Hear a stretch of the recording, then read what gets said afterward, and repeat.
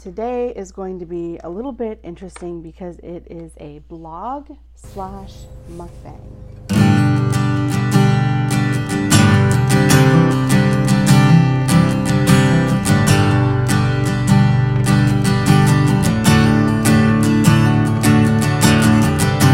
Hey guys, this is Zona with Christian Influencer Inspired. And today is going to be a little bit interesting because it is a blog slash mukbang. Now, for those of you that don't know what I'm talking about, mukbang is a video where the host either is preparing food or eating food while they're interacting with the audience. Now, I am not going to be preparing food because most of you know that I have been in a place where I don't really have a kitchen. I do have a refrigerator, I do have a microwave, and I have access to food. Usually I eat what is being served kind of to everyone else. But today I have a special treat. And for those of you that know, I was very active in my church before I moved here and before this kind of big transition in my life. And one of the things that our church was really big on was getting together and sharing a meal. So we would oftentimes have a meal either with our small group or have a meal with people in our Bible study. Even our leadership meetings and things oftentimes had food, coffee, snacks, something together. Really just kind of in the tradition of how the disciples broke bread together with Jesus and how that intimacy was kind of created over the experience with food. So today, just so you guys see what I'm eating, I have my lovely salad from this local cafe that I really have been enjoying, and it's just a typical salad. But since I've been here, I really haven't had a lot of people to eat with that I can kind of sit and talk to like we did in our Bible study. So I was hoping that you would kind of indulge me here and sit here and eat with me as I finish my salad. So I also wanted to kind of take the time and do some life updates and let you guys know kind of some things that are going on. I know how many of you actually shake your salad like this, but this is like my favorite way to make sure you get dressing on everything. So hopefully it's not too loud and you can still hear me.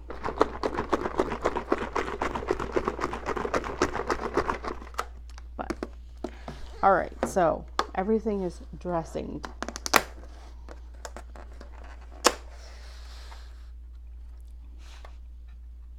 But I did receive an email from one of you guys just saying, hey, we're worried about you, especially if you don't have a support group there.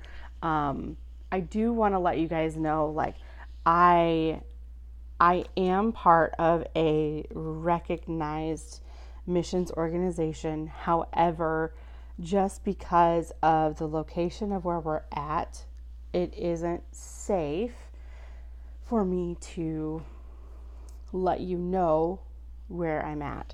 So there's nothing that's dangerous really here or anything like that. But what it does is it really protects the type of work that we're doing and the organization that we're working with. And that is part of the contract that I signed in order to be here. So I will be here for about 6 months. I will be able to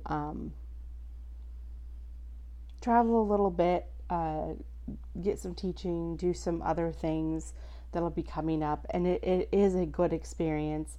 But part of that is I do live with a stranger. And it's not quite as uncommon as you think. It really sounds more dramatic, I think, than it really is.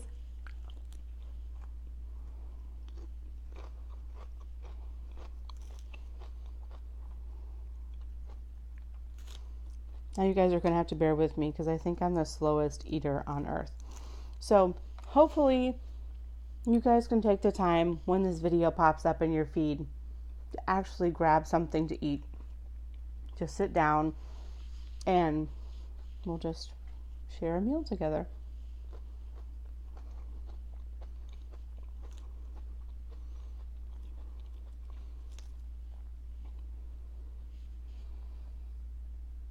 So I know a lot of people that have found roommates on Craigslist or through find a roommate websites, or kind of all over the place. So if you think about that, it's really not incredibly uncommon to live with a stranger or somebody that you're like getting to know.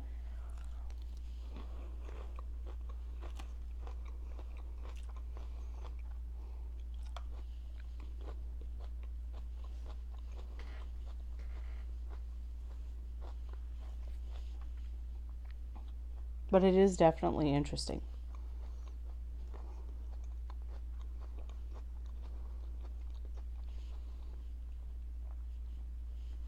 So it is interesting kind of getting used to communicating to somebody that has different experiences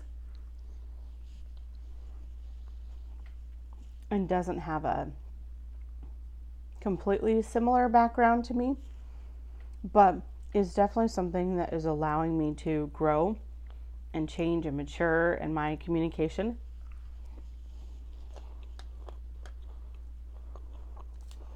I am curious though, if you guys have ever moved in with a stranger or somebody that you met fairly recently and then moved into, like, if you think about it, like, people do that in dorms all the time for college.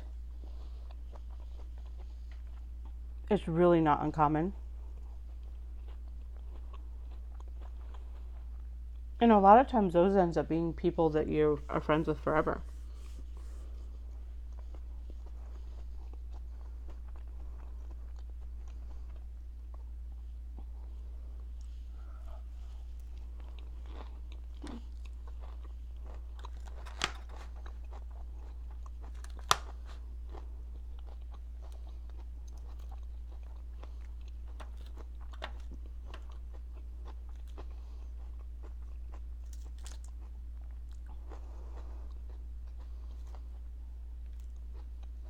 People here keep asking me about my name and where I got my name. I don't think I've ever put that in a video before. So, I can't remember in what country it is, but in some country in the Middle East, my name actually means laughter. And I am the 4th generation female to have the name in my family. So it is something that's kind of been passed down, similar to the way people pass down like names for their sons.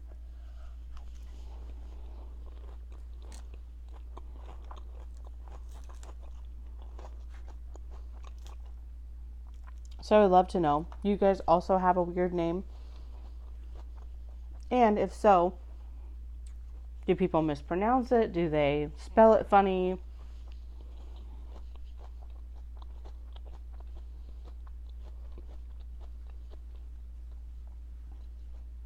So, my name means laughter or belt, which I think is hilarious. But one of the guys that I end up having to work with, he can never remember my name, so he calls me Haha because it's funny.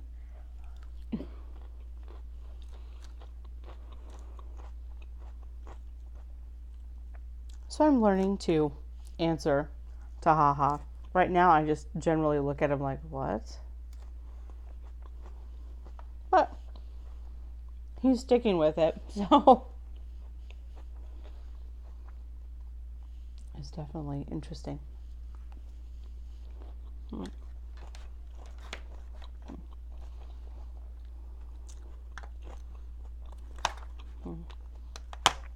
feel so much better when I get to have greens in my diet. As most of you know, maybe not, maybe I haven't talked about this. I went through a season where I was mostly vegetarian, And I really liked it. And I didn't do it for health issues or anything like that, but I definitely did it so that, because that was when I ate that, that's when I felt the best. Um,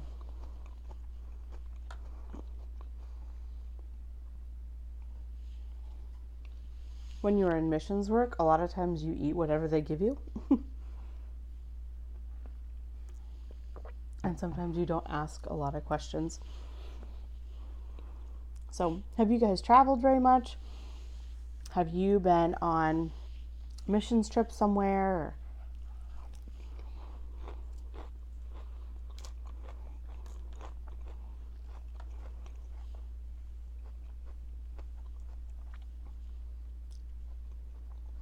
I've done different types of things. So, I've gone and done missions work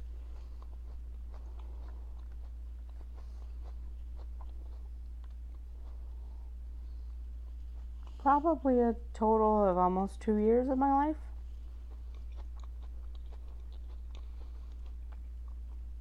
And I've lived in other countries, but um, we recently had a missions night at the church that I was just a part of, and they were talking about the experience of what it's like to go on your first missions trip. So if you have a missions trip that's lined up, if you have something that's going to be happening for you, let me know in the comments, and I'll definitely be praying for you.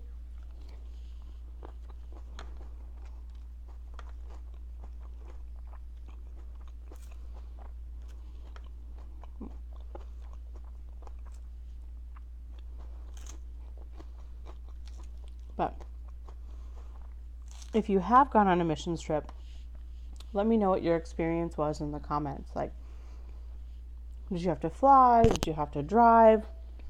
Was it something you did with your youth group? Is it something that you did as an adult?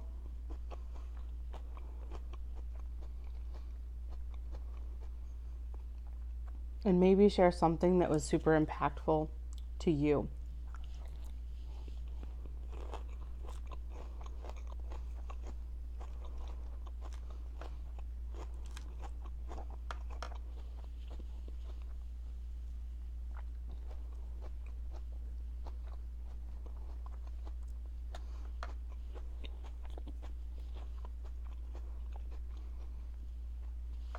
One of the things I'm learning and having to overcome are like phrases that we would say at church all the time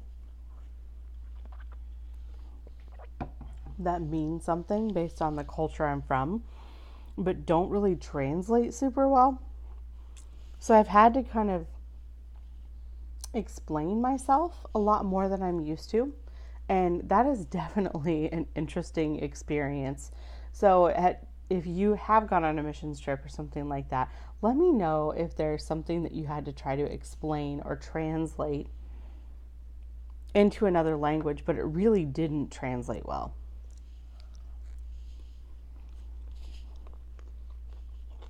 I'm a messy eater. You're just going to have to forgive me.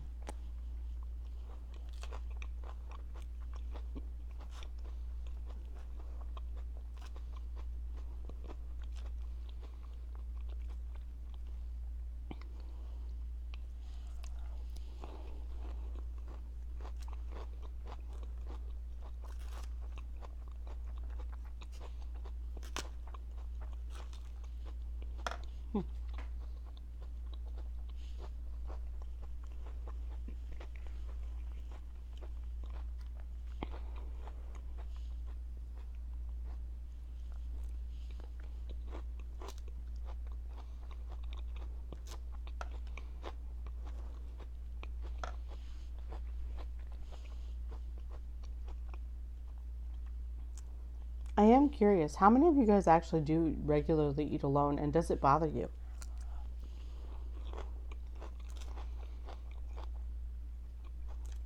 I'm trying to decide if this is just like a introvert thing, like introverts like to eat alone, or if it's an extrovert thing where extroverts like to eat with people.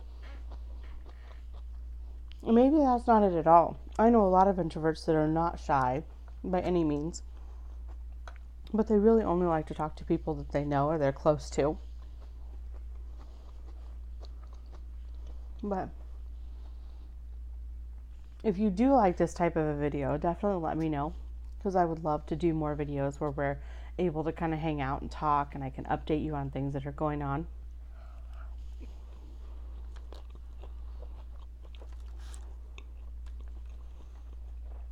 There's been quite a lot of spiritual warfare, which you always expect when you go to a mission trip. So you tend to expect to like make sure you're praying and make sure that you're having time in worship and you're reading the Bible and stuff like that. And you have to balance that all out with the reason why you're here, right? The work that you're doing, who you're serving, that sort of thing. And sometimes there can just be so much to take in that you almost forget, like, oh yeah, I need to be praying more. I need to be worshiping more. I need to be in my Bible.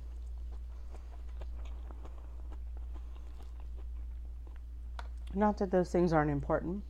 And maybe you're like me, but you're somebody that's like in a routine. So when you're home and you're like settled in somewhere, you're like, all right, I get up and I read my scriptures, and maybe I sing a song to myself or something while I'm in the shower, something like that. But I don't know. I think when my routine gets off, or when something changes like this, where I'm in a new place, a new environment, I have new people I got to kind of figure out, or I have new expectations of where I am, that I tend to not do as well until I make up a new routine and kind of get into that routine. So it is definitely interesting. So one of the things that my roommate tends to do is forget her keys.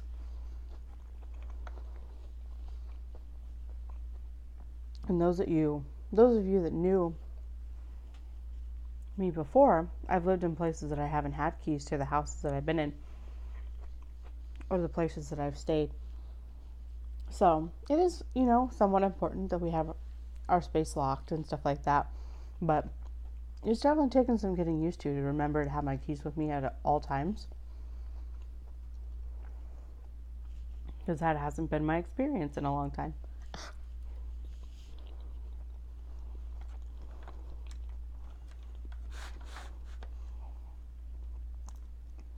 So I am enjoying getting to know my roommate. She's very sweet.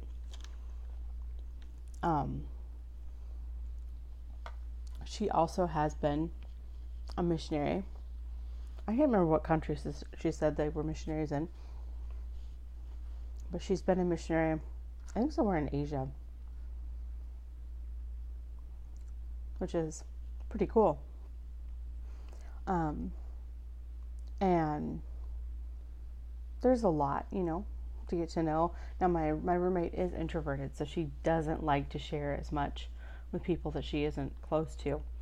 So it is a little bit strange to me, just because you guys know I'm a talker. You know that I like to talk to new people and I like to get to know them. I want to know, their stories and their experiences.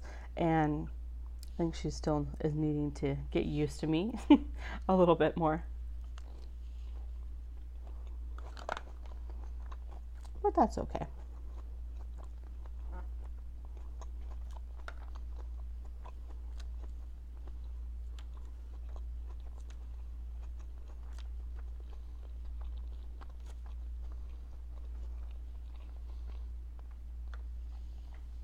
The other day I was so homesick, I ended up like having to stop somewhere and try to find a burger. Because when you're in a new environment and you're eating like different foods, things that you're not used to, and you're kind of getting used to that stuff, sometimes you just kind of want comfort food. And usually, most of you that know me, I'm not like a burger person. Definitely stop to get a burger.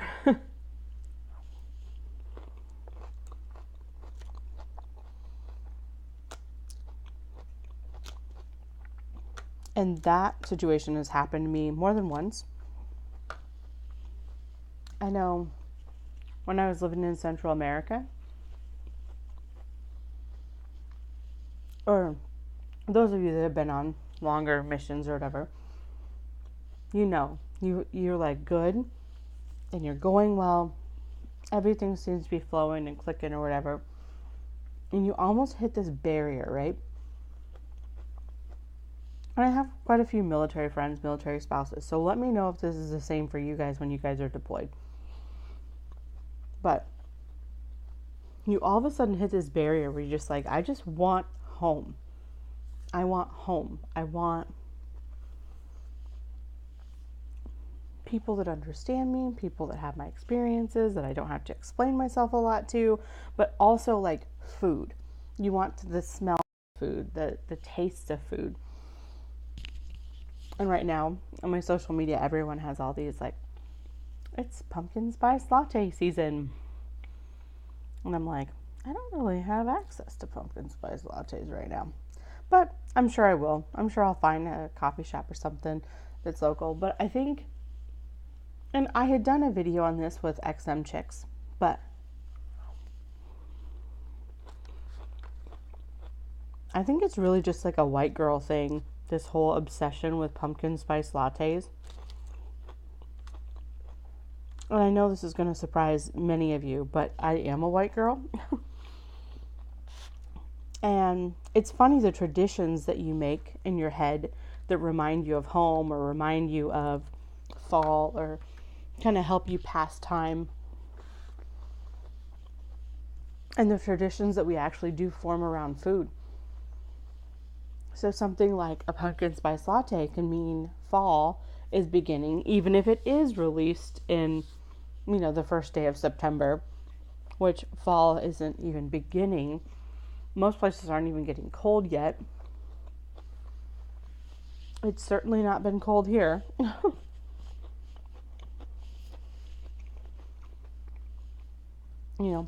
Let me know if you guys are starting to get chilly or if you're starting to break out your winter boots or things like that, your fall boots. For me, it's still been like 90s pretty solidly. So there's no cooling down yet.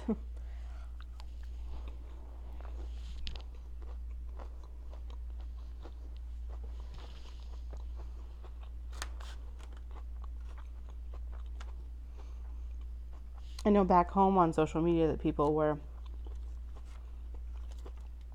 concerned about Hurricane Florence hitting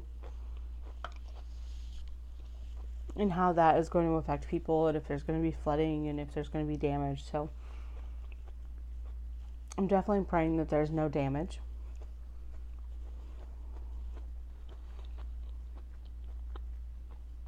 And that people are safe. So if you guys have someone in the path of Florence, or I think there's a couple other hurricanes that are right behind them, if you would just agree with me in blessing them, that there wouldn't be, the property loss, the land loss, the people, the lives, the animals, that tend to be casualties of these hurricanes, that there would just be no casualties,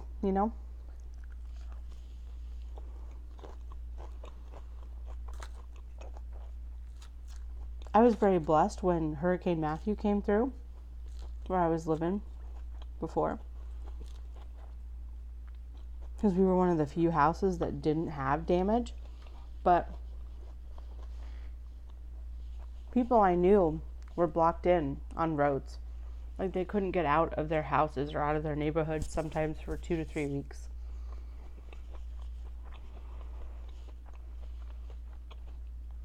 And water was scarce, and we were living in an area where they're like, oh, it won't hit us, and then they were like, oh, it is going to hit us and it's going to be bad. But then they were like, oh, you're so far inland it won't matter. There was kind of the back and forth between how much do you prepare and how much do you assume it isn't going to affect you. That I can't imagine some of these places that got hit this last summer, and Hurricane Harvey, the people that dealt with Hurricane Harvey and all those crazy things. So my heart definitely goes out to you guys. My heart goes out to your families, because I know as minimal as Hurricane Matthew was in relation to what Hurricane Harvey was, there are still people that have just gotten back into their homes, almost 2 years later from Hurricane Matthew. And Hurricane Harvey hit so many more homes and so many more families, so having the ability to kind of pray for them and just, remind ourselves, like, just because an event is over for us doesn't mean that it's over for the people that are still recuperating. So if you think about that, if you think about those people, send love, send prayers, send good thoughts their way.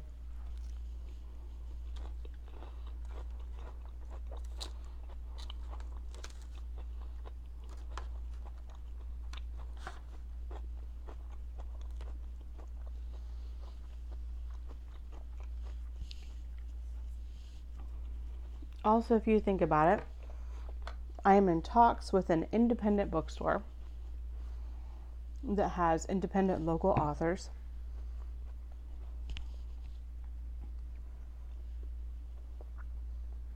And I am interested in creating a contract that I would read some of the books from their independent Christian authors and write reviews for them. So definitely be praying that that door would open, because I think that would be really awesome. And the reason that I do a lot of this stuff is so that you guys have inspiration, so that you guys have, good stories of hope, testimonies of faith, and that we're growing in who we are, and Christ is in us all the time. And having that opportunity to read good Christian stuff that doesn't have junk in it.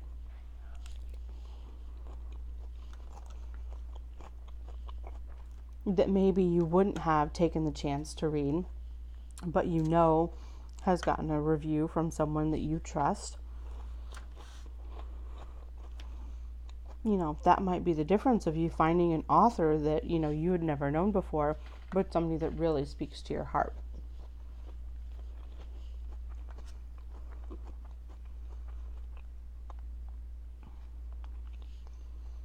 And my hope really is to make even being an independent Christian author as fruitful and as beneficial as being an author in the mainstream. Because if we want to change the types of things that we're able to read, that we're able to listen to as audiobooks, or, able to watch as movies or scripts or plays or those different things, we have to have access to good Christian material so we can support them.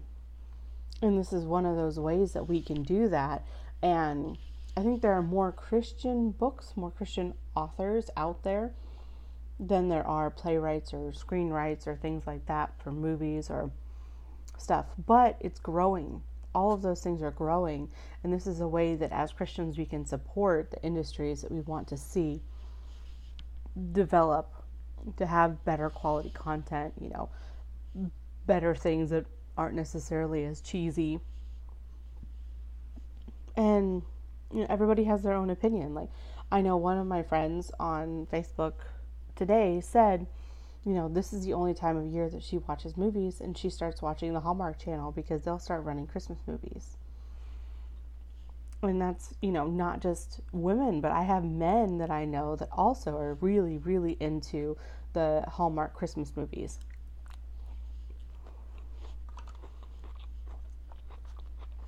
Most of those have a good plot, and they tend to be a little bit more innocent, but they're also pretty predictable.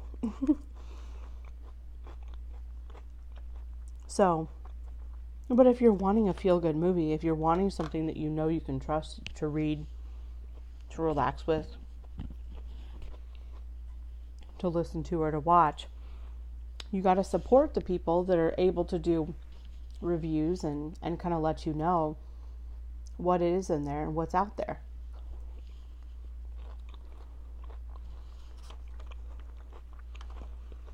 And just because it says it's something for kids or something like that doesn't mean it has good content in it. It doesn't mean that it's something that you should be watching or your kids should be watching.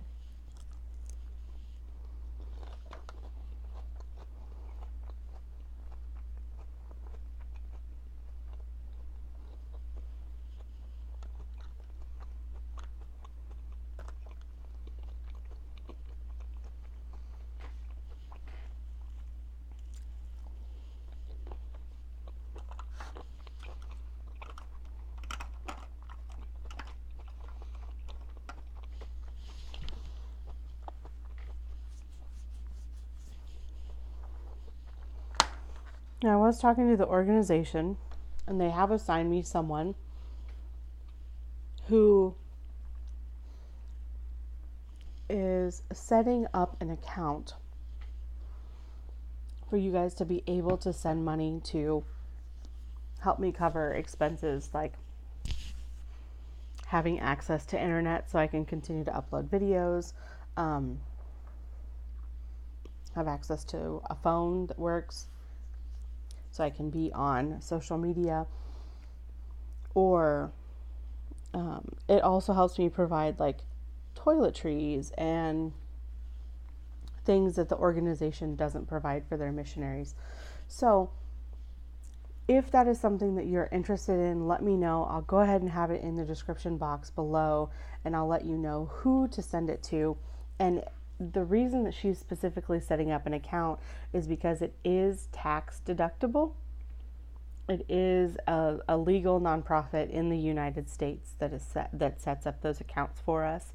So you can trust that you'll get a statement like in December or whatever if you guys send in money, and you'll be able to write it off on this year's taxes, which is pretty nice. I can't remember. I think it's called a statement of giving, if I remember right. So that way you have, if you do want to support me, I'm trying to decide whether or not to have a Patreon. Do you guys know what a Patreon is?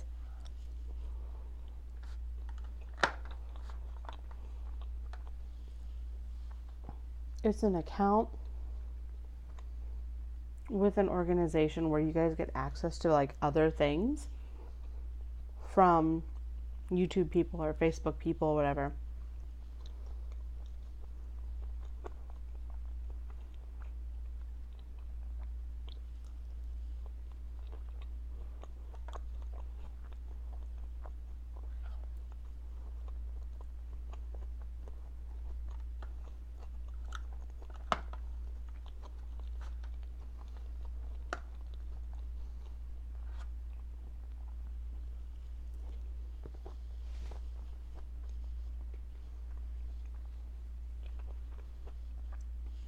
I know a lot of Christian YouTubers are using it, and they do different things with them.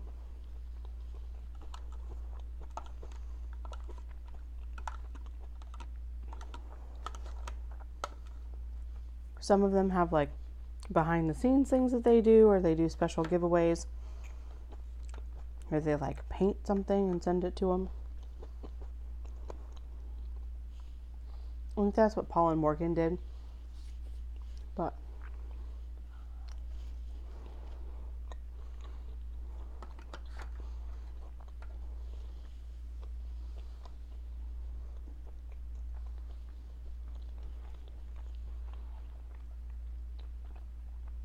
so if you have something, ideas like that for me, let me know. If I set up a Patreon, what you would like to see included and what you would like to see it do.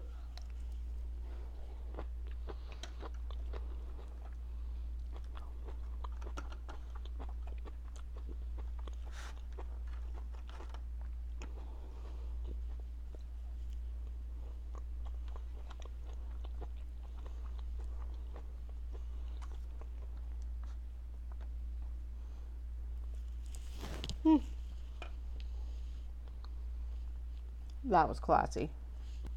If you guys have videos that you would like to see, make sure you're posting those in the comments below so I know what types of videos you would like.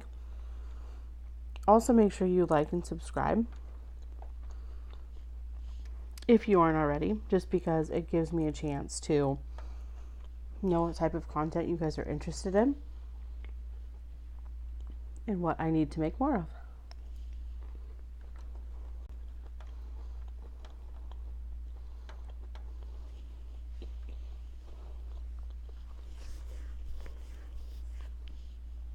The other thing I would ask is don't keep me a secret. So if you know somebody else that's on YouTube all the time, they're watching videos all the time anyway, make sure you send them stuff like this. Because you never know. They might really enjoy it.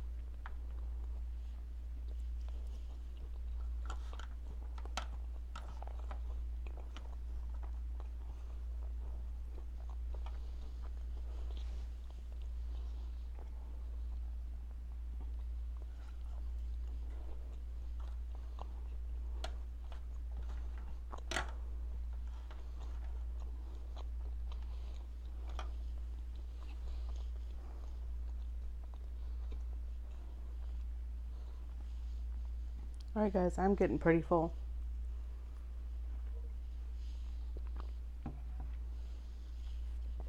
So I am probably going to call it quits, but I wanted to thank you for sitting and eating lunch with me, dinner with me, not lunch, and just kind of letting you guys know, like, I love you so much, and I'm so glad that you're here and that you're hanging out and that you're still supporting me and that you are watching the videos, that you are sharing with your friends, just because, like, I've gotten so many comments and DMs and things of people that have said that they're praying for me and that they're, they're excited for me and all that the Lord is doing in my life.